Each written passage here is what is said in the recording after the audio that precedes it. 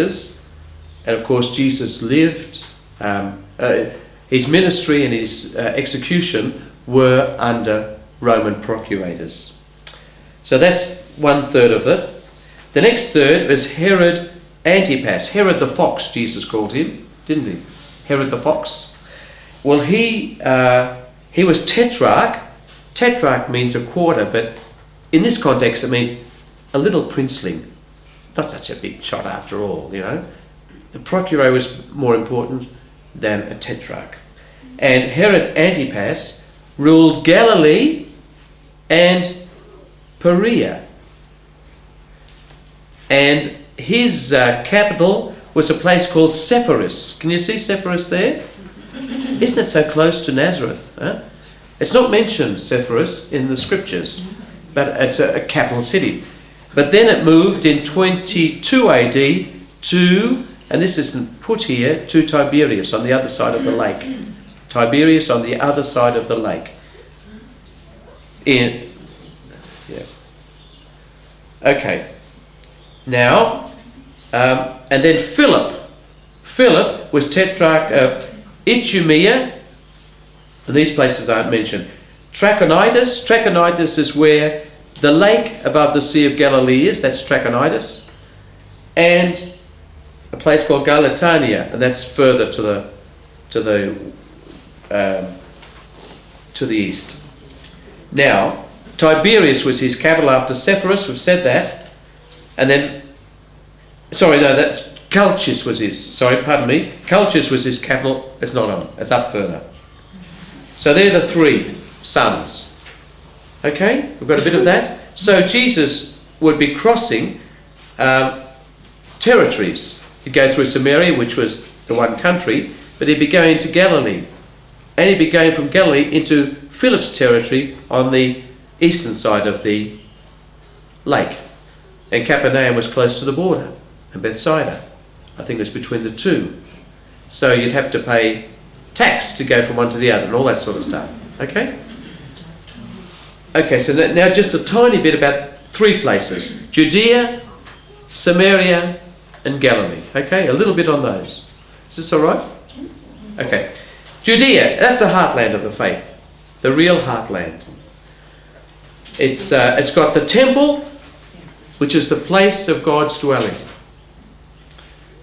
It's got the Sanhedrin, the great controlling court of Judaism. It was the place where Jesus needed to go to challenge established religion. He just needed to go to the heartland.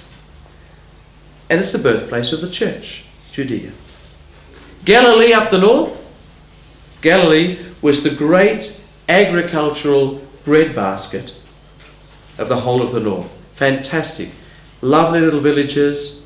A lot of wonderful crops being grown there. But they were within these villages, there were larger, not huge, but larger Hellenistic cities, Greek cities. We think of the Decapolis now. Now, they're all those little towns in diamond shape. See them all? From Philadelphia, Gerasa, Pella, Gadara, Abila, Dion, Raphana, Damascus, Hippos. Can you see them all? Damascus still remains Damascus, one of the oldest cities that survive. And they say it's the oldest city, continuously inhabited city in the world.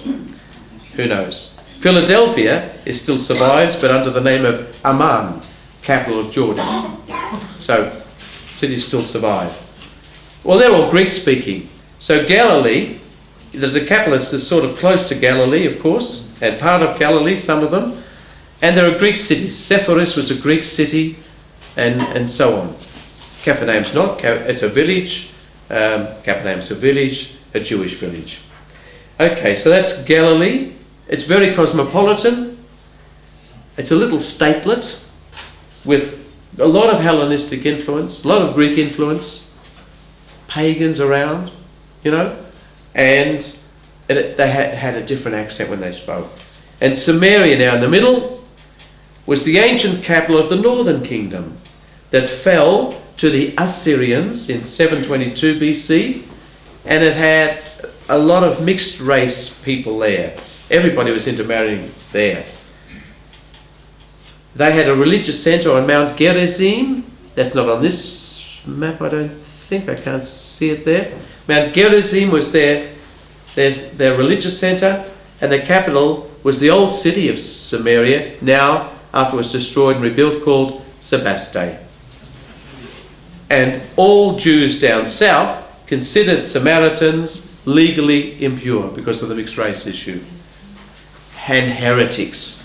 Heretics. Okay? So, that's a little bit on the politics. And now, can we take a little bit of a look at the faith? At the faith. What, and this is important now, we're getting a feel, I hope, of the sort of world Jesus lived in, the sort of people he mixed with, and the sort of challenges all around, and so on. All faithful Jews knew that they were the chosen people, that they were redeemed by God from the Egyptians at the Exodus, and that they were formed into his people at Mount Sinai, and the heart of the covenant between God and his people was the Torah, the most precious gift God had given them. But of course what had happened was that what they knew as so stable was transformed dramatically in the exile. And they didn't understand the exile. Why did it happen to us? If we're God's chosen people, why did we lose the land? Why have we now got foreigners looking after us and ruling us? Why can't God reign? Instead of the Romans and this corrupt priesthood in Jerusalem. And why can't God reign? That's what it's supposed to be. The kingdom of God, the kingdom of heaven. Why doesn't God reign? So there was a strong sense that the exile was still going. They were still in exile. They weren't really living as God wished them to live. How beautiful upon the mountain are the feet of the messenger who announces peace, who brings good news, who announces salvation, and who says to Zion, our God reigns. Our God reigns.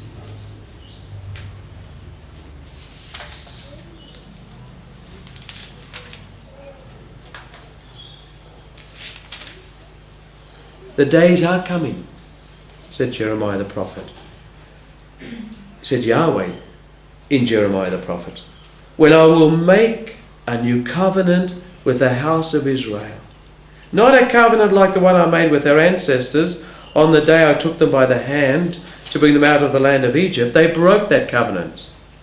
No, this is the covenant I'm going to make with the house of Israel when those days arrive.